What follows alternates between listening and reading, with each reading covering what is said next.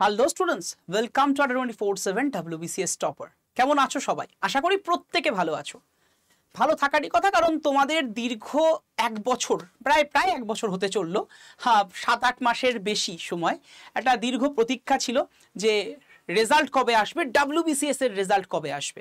চিন্তা, দুশ্চিন্তা, দূর, পড়তে ভালো লাগছে না, পড়া ছেড়েই দেবো, WBCS আর পড়াশোনা করে কিছু হবে না, বিভিন্ন রকমের টেনশন, মানে ওভার থিঙ্কিং, ডিপ্রেশন ক্রাশ করেছিল।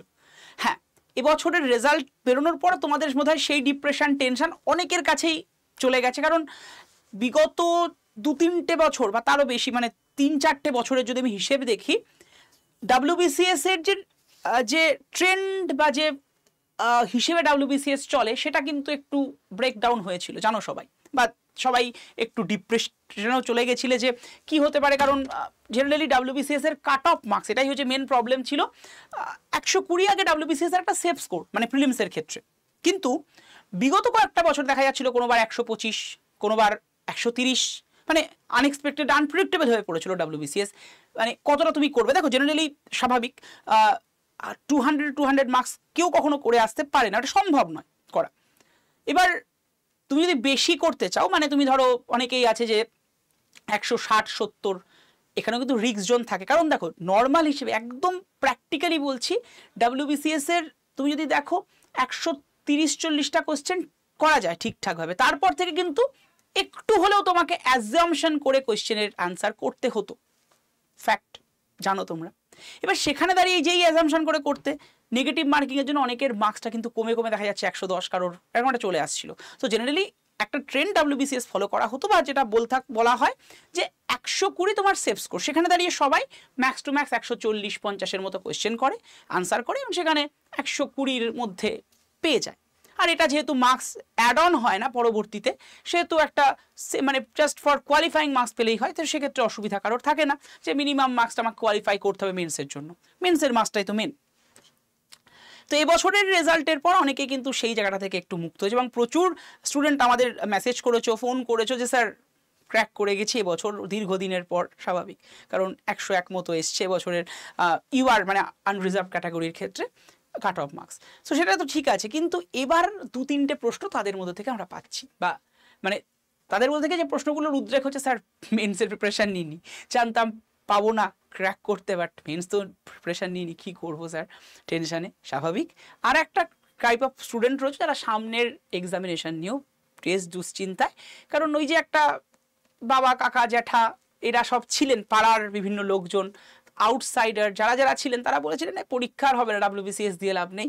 কিন্তু গত কদিন আগে যখন ক্যালেন্ডারটা ঘোষণা করলো, সেখানে দেখে WBCS এর এক্সাম ডেট জল করছে ক্যালেন্ডারে 15ই ডিসেম্বর। তাহলে কি হতে পারে? এটা একটা বড়সড় প্রশ্ন কিন্তু তোমাদের প্রত্যেকের ক্ষেত্রে রয়েছে, যে এক্সামের রেজাল্ট তো আউট হয়ে গেল প্রিলিমিনারির, এবার কি? এবার দুটো জায়গা, একটা হচ্ছে যারা যারা প্রিলিমিনারি ক্র্যাক করলে তাদের হচ্ছে মেন্স দেওয়ার, তারা বা মেন্স দেবে, কিন্তু মেন্সের ক্ষেত্রেও প্রিপারেশন মানে একদম আপ টু দ্য মার্ক নেই, এটা একটা প্রবলেম। আর একটা প্রবলেম সেটা হচ্ছে কি পদক্ষেপ করব, কারণ সামনে প্রিলিমিনারি, তার সামনে মেন্স, তারপরে প্রিলিমস, ওই মোটামুটি প্রিলিমসের ডেট তো ঘোষণা করে দিয়েছে 15ই ডিসেম্বর। তাহলে কি হবে? হাতে গুনে যদি দেখা যায় জুলাই মাস মিডল চলে এসেছি আমরা, তো জুলাই থেকে আমি কাউন্ট করি, জুলাই মাসের 15 তারিখ তো হয়েই গেল, তো August, September, October, November, December, পুরো হাতে গোনা 5টা মাস। এই 5টা মাসে তুমি কি প্রিপেয়ার হতে পারবে? দেখো, আমাদের যদি স্টুডেন্টদের ক্যাটাগরি ভাগ করা যায়, 3 রকমের স্টুডেন্ট হও। একটা ক্যাটাগরি অফ স্টুডেন্ট এবছর সদ্য পড়াশোনা শুরু করেছো, আর একটা ক্যাটাগরি অফ স্টুডেন্ট যারা দীর্ঘ 2-3 বছর, 4 বছর, 5 বছর মোটামুটি একটা প্রিপারেশনের ফেজে রয়েছো, যারা গভর্নমেন্ট জব এর জন্যই ট্রাই করে যাচ্ছ। আর একটা ক্যাটাগরি অফ স্টুডেন্ট হয় যারা তোমার বেশ কয়েকটা বছর পড়াশোনা ছেড়ে দিয়েছে বা ডিটাচ হয়ে গেছে, এবার তারা রিজিউম করেছে, আবার ভাবছে আবার শুরু করি, নতুন করে শুরু হোক। তো এই প্রথম এবং তৃতীয় ক্যাটাগরি স্টুডেন্ট, তারা কিন্তু বেশ বিপাকের মধ্যে থাকো। যারা কনসিস্টেন্সি পড়াশোনার মধ্যে রয়েছে তাদের অসুবিধাটা হয় না। এবার এই যে যারা রিজিউম করেছো, তাদের মধ্যে হয়তো অনেকবার একটু পড়াশোনা করে পাসটা হয়ে গেছে, কিন্তু এবার কি করব? আর যারা যারা এবছর সদ্য শুরু করছো WBCS 2024 বা রিজিউমও করেছো 2024-এর জন্য, তারা ভাবছো কি করবে, 5 মাসে কি প্রিপারেশন সম্ভব? প্র্যাকটিক্যালি বলি, 5 মাসে WBCS পাওয়াটা ইজি নয়, সম্ভব অতটাও হবে না। তবে হ্যাঁ, তোমরা ট্রাই করো। দেখো, WBCS এর ক্ষেত্রে যেহেতু ম্যাক্সিমাম অ্যাটেম্পটের কোনো গল্প নেই, যেটা UPSCর ক্ষেত্রে আছে 6 বার তুমি ম্যাক্স টু ম্যাক্স দিতে পারো, WBCS ক্ষেত্রে এরকম ব্যাপার নেই। তো সেক্ষেত্রে এক্সামে বসো। যারা সদ্য এবছর পাস আউট বা সদ্য বছর পরীক্ষা দেবে, পাস আউট হও বা না হও, তাদের ক্ষেত্রে বলবো এক্সপিরিয়েন্স গেইন করো। 5টা মাসে তুমি জান প্রাণ লড়িয়ে দাও, হতেও তো পারে 5টা মাস যদি ঠিকঠাকভাবে তুমি পড়ে হয়তো উতরে গেলে, তবে চান্স কিন্তু খুব কম থাকবে, কারণ সত্যি কথা বলতে 5 মাস পরে WBCS হওয়াটা চাপের। কিন্তু যারা যারা প্রিপারেশনটা আজ থেকে 6 মাস আগে শুরু করেছো, মানে জানুয়ারি মাসে হয়তো শুরু করেছিলে এবছরের 2024-এর, বা গত বছর শুরু করেছো, তাদের কিন্তু একটা বড় সড়ো চান্স আছে এবছরটাকে ঠিকঠাকভাবে এই 5 মাসটাকে প্রপারলি ইউটিলাইজ করে তোমার লক্ষ্য পূরণের জন্য। কারণ এখন পদক্ষেপ দুটো, ওই যে বললাম দুটো টাইপ অফ মানে দুটো দিক, একটা হচ্ছে তোমার মেন্সের জন্য আর একটা হচ্ছে প্রিলিমসের জন্য। এবার আমি প্রথমত প্রিলিমসের কথা বলবো, তারপরে মেন্সের কথায় যাব। প্রিলিমসের জন্য যে এই ফার্স্ট এবং থার্ড ক্যাটাগরি অফ স্টুডেন্ট, তাদের বলবো তোমরা আপ্রাণ চেষ্টা করে যাও এই 5টা মাসে। দেখো না, হতেও তো পারে, কিন্তু যারা ওই মিডল ক্যাটাগরিতে রয়েছে 2-3 বছর 1 বছর 6 মাস পড়াশোনার মধ্যে, তাদের বলবো এবার তোমার হবে, যদি তুমি প্রপারলি প্রিপারেশনটা নিতে পারো। হ্যাঁ, ঘাবড়ানোর কিছু নেই। অনেকে দেখো, এই যে তুমি যে কোনো তোমার লাইফের শুরু থেকে তোমার মৃত্যুর আগের দিন অবধি, মানে তোমার পার্শ্ববর্তী সারাউন্ডিংয়ে যারা আছে তারা অনেক কিছু বলবে। হ্যাঁ, যেটা নেওয়ার সেটাই নাও, যেটাকে ছেড়ে দেওয়া, যেটা মনে করছো আমার দরকার নেই এটাকে নেওয়ার, জাস্ট ইগনোর। অত অন্যের কথা অত বেশি কানটা না দিলেও চলে। তুমি যেটা মনে করছো যে এটা ঠিকঠাক হবে সেই পথে চলো।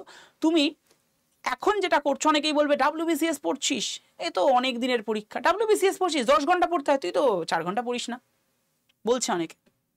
প্র্যাকটিক্যালি বলি, 10 ঘন্টা পড়ে মানুষ পারে না। পরীক্ষার আগে তখন একটা অন্য রকমের তোমার এনথুসিয়াজম থাকে, সেখানে হয়তো 2 দিন 3 দিন তুমি 10 ঘন্টা পড়ে মেকআপ দিলে ঠিক আছে, সেটা হয় পরীক্ষার আগে, যে কোনো এক্সামের আগে। কিন্তু সারা বছর 10 ঘন্টা পড়লে তুমি হয় মানুষ না, তুমি ওই AI বা রোবট, এখন তো রোবোটিক্স চলছে, তো এরকমই হয়ে গেছো, সম্ভব না। আর 10 ঘন্টা পড়লে তুমি কখনোই পরের দিন ভালো করে পড়তে পারো না। তুমি যদি মুখে বলো 10 ঘন্টা পড়ছি, আলটিমেটলি তুমি পড়ছো হয়তো 4 ঘন্টা। বাকি 10 ঘন্টায় কি হচ্ছে? মেসেজ আসছে, রিপ্লাই করি, হোয়াটসঅ্যাপ টুং করলো, মেসেজ আসলো, তো এটা করছো। আমি বলবো দরকার নেই। জেনারেলি তুমি যেটা করতে পারো বা তোমরা যেটা করবে, যেটা এবছর প্রিলিম দিচ্ছ তাদের জন্য বলছি স্পেশালি, জাস্ট 6 ঘন্টা টাইম দাও, মোর দ্যান এনাফ। 6 ঘন্টা, স্যার কতক্ষণ, মানে সকাল না বিকেল, সেটা তোমার উপরে ডিপেন্ড করছে। তুমি টানা 6 ঘন্টা পড়ো কি ভাগ করে 6 ঘন্টা পড়ো, বাট এই 6 ঘন্টায় যদি ভূমিকম্প হয়ে যায়, পৃথিবী উথাল পাথাল হয়ে যায়, পৃথিবী ধ্বংস হয়ে যায়, তোমার ভেবে লাভ নেই।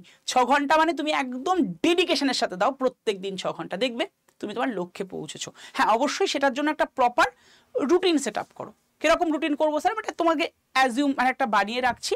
এবার এটাকে তুমি সকাল বিকেল কিভাবে ভাগ করবে না প্রত্যেকটা সময় পড়বে, সেটা তোমার উপর, আমি শুরুতেই বলেছি। দেখো, রুটিন বলতে এই 6 ঘন্টার মধ্যে প্রথম আমি যদি দেখি, এখানে যেহেতু জেনারেল স্টাডিজের একটা বড় সড়ো অংশ আছে, ম্যাথ রয়েছে এবং ইংলিশ রয়েছে। প্রিলিমসের ক্ষেত্রে ম্যাথ এবং রিজনিং মিলে, এবং ইংলিশ এবং জিএস এর মধ্যেই তো মেন অংশটা। হিস্ট্রি হচ্ছে মেন পার্ট, তারপরে সেকেন্ড পার্টে পড়ছে পলিটি, মানে তোমার ওয়েটেজওয়ালা সাবজেক্টের মধ্যে এখানে। তো আমি যদি দেখি হিস্ট্রি, জিওগ্রাফি, পলিটি, অবশ্যই এখানে ইকোনমি মানে ইন্ডিয়ান ইকোনমি রয়েছে, আর কি রয়েছে কারেন্ট অ্যাফেয়ার্স, স্ট্যাটিক জিকে, আর রয়েছে তোমার সায়েন্সের মধ্যে অনেকগুলো আবার ভাগ আছে, ফিজিক্স, কেমিস্ট্রি, বায়োলজি, ম্যাথ। তো এই বায়োলজি অ্যান্ড টেকনোলজির কিছু পোর্শনও দেয় এবং ইভিএস থেকেও কিছু প্রশ্ন উত্তর দেয়। আচ্ছা, এটা গেল জিএস এর পার্ট। নেক্সট রয়েছে তোমার ইংলিশ, আর রয়েছে তোমার মানে actually quantitative aptitude, math and reasoning, math and আমি জিআই লিখলাম। তো তুমি 6 ঘন্টাকে তুমি এই ভাগটাকের মধ্যে রাখবে অবশ্যই। তো সেখানে তুমি ম্যাথে এবং ইংলিশে যত ভালোই হও, আমি বলবো প্রতিদিন এই মানে রিজনিং আর ম্যাথ এবং ইংলিশটাকে পড়ার মধ্যে রাখো, বাদ দিও না। এবার তুমি ম্যাথ আর রিজনিং কিভাবে করবে, অল্টার করে করে করতে পারো, একদিন ম্যাথ করলে পরের দিন রিজনিং করলে, কারণ দুটো থেকে প্রশ্ন দেয় জেনারেলি সিলেবাস অ্যাকর্ডিং জিআই লেখা, বাট কোনো বার কিন্তু অ্যারিথমেটিক থেকে প্রশ্ন দিয়েছে, বেশ ভালো প্রশ্নই দিয়েছে। তো সেখানে তুমি এর জন্য সময় রাখো ম্যাক্স টু ম্যাক্স 1.5 ঘন্টা, এখানেও সময় রাখো 1.5 ঘন্টা, তুমি ভালো খারাপ যাই হও না কেন এইটুকু সময়কে তোমায় দিতেই হবে। বাট হ্যাঁ, এটা কিন্তু অল্টার করে করে পড়ো, একদিন রিজনিং একদিন ম্যাথ প্র্যাকটিস করতে থাকছো। আর এই যে সাবজেক্টগুলো এর জন্য পার ডে 3 ঘন্টা তোমাকে দিতে হবে, মানে দুটো করে সাবজেক্ট পার ডে পড়ো, 1.5 ঘন্টা এটা, 1.5 ঘন্টা এটা, 2 সাবজেক্ট পার ডে। পরের দিন ধরো তুমি পলিটি ইকোনমি পড়লে, তারপরের দিন স্ট্যাটিক জিকে সিকে, যেহেতু সায়েন্সের মধ্যে আবার তুমি জানোই ভাগ রয়েছে, physics, chemistry, biology and technology, এর মধ্যে কম্পিউটার টেক সবই পড়ে, তো সেটাকে আমি দুটো দুটো করে ভাগ করলাম। এবার কোন দুটো তুমি পড়বে, তুমি মনে করলো হিস্ট্রি আর ফিজিক্স পড়বো, সেটা তুমি পড়তেই পারো।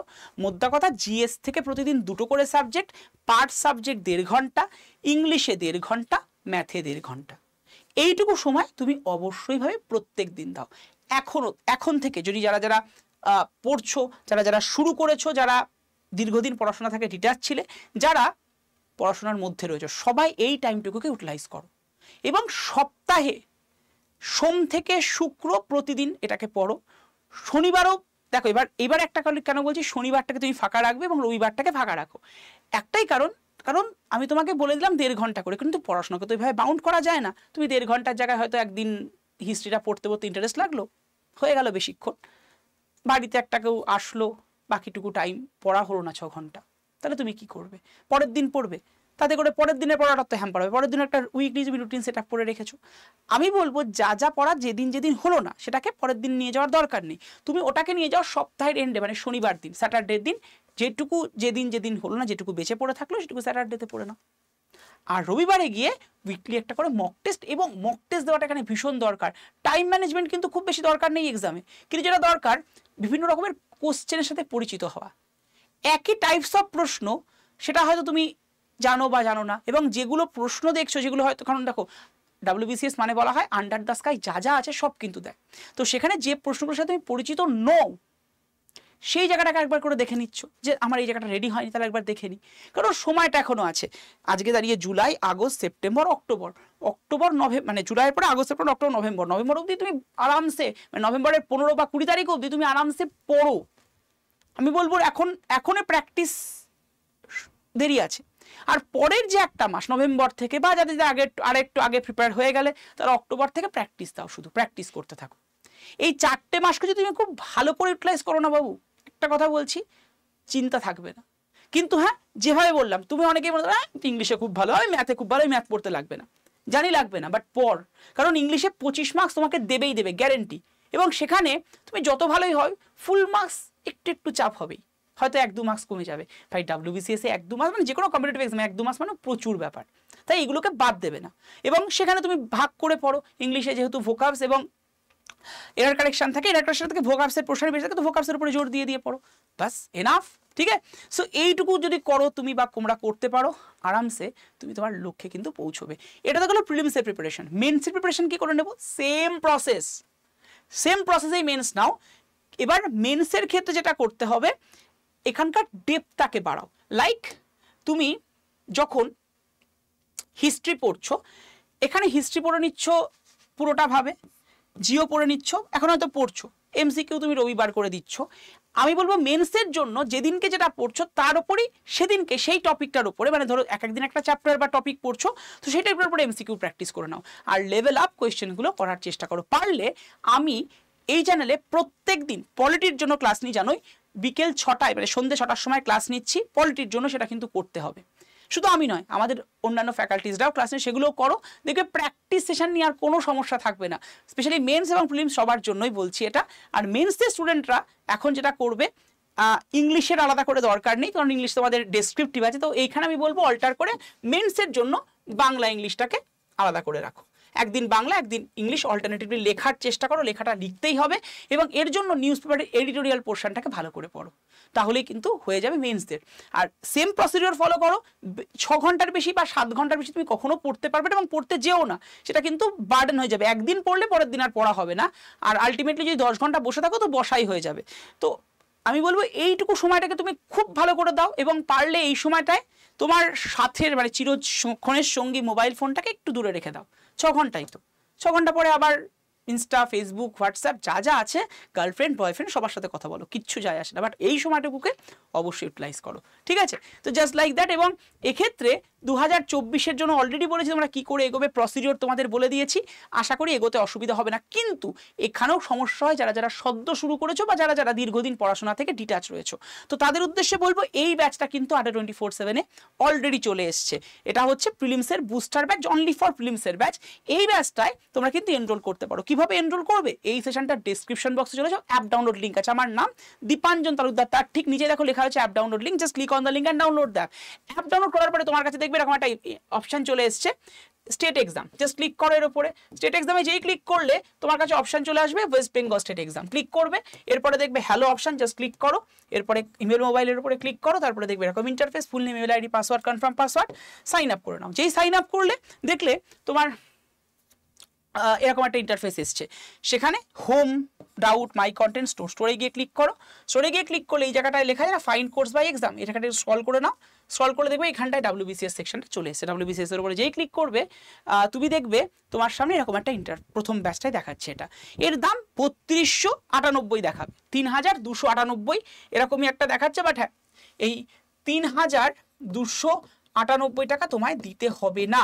তুমি একটা কাজ করবে, যেই এই ব্যাচটা দেখলে এর উপরে ক্লিক করো, প্রথমে স্টার্ট, তারপরে টাইমিং, তারপরে লেখা আছে এন্টার কুপন, লেখা আছে তোমার প্রেপ 15, প্রেপ 15-এ ক্লিক করো। যেই প্রেপ 15-এ ক্লিক করলে দেখবে লেখা আসছে এন্টার কুপন কোড। যদি ইংলিশ ভাষায় অ্যাপটাকে রান করো, যদি বাংলা ভাষায় অ্যাপটাকে রান করো, তাহলে লেখা থাকবে কুপন কোডটি প্রবেশ করান। ওখানে গিয়ে তুমি কুপন কোড বসিয়ে দাও ওই বক্সের মধ্যে, Y327, এর মধ্যে অ্যাপ্লাই বাটন, জাস্ট ক্লিক করে দাও। দেখো দামটা ছট করে কমে যাবে এবং দামটা কমে যাবে। এরপরে দেখবে ইউজ কয়েন বলে একটা জায়গা রয়েছে, ইউজ কয়েনের পাশেও একটা বক্স, জাস্ট ক্লিক করো। দামটা কমে গিয়ে কত হবে? দামটা কমে গিয়ে তোমার হবে জাস্ট 3185 টাকা, ঠিক আছে? তো যারা যারা মনে করছো অবশ্যই নিয়ে নাও ব্যাচটা। যদি কোনো কোয়ারিজ থাকে, আমাদের যে ক্লাসগুলো প্রতিদিন বললাম সন্ধ্যে 6টায় চলে এখানে সম্পূর্ণ ফ্রিতে, সেই ক্লাসগুলোর ক্লাস লিঙ্ক, ক্লাস PDF পেতে চাও, তাহলে 7908913089 এই নাম্বারে কল করে নিও। আর এই ব্যাচটাই কিন্তু তোমাদের বলেই রাখছি 250 ঘন্টা লাইভ ক্লাস থাকছে, প্রত্যেকটা লাইভ ক্লাসের রেকর্ডিং থেকে যায়, আমাদের কোনো অসুবিধা হবে না তার জন্য। আর এই ব্যাচটা শুরু হচ্ছে কিন্তু 22শে জুলাই থেকে। এছাড়াও এর ব্যাচের মধ্যেই থাকছে কিন্তু তোমাদের